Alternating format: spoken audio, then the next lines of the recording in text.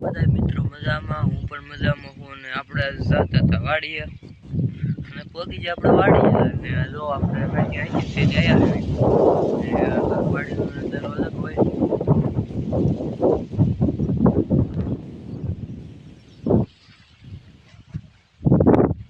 અને આપણા મિત્રો વાડીમાં પછી થઈ ગયા જોવા નીકળી ગયા કે શું આવેલો હતો એ તો આપણને ખબર જ હતી.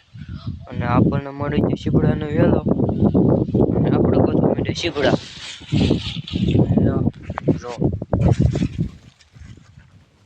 શીપડા ગોતતા ગોતતા આપણને મળી ગયું શીપડું. અને તમારી પાસે શું કહેવાય એ બધું જરાક કોમેન્ટ કરી દીજો ને.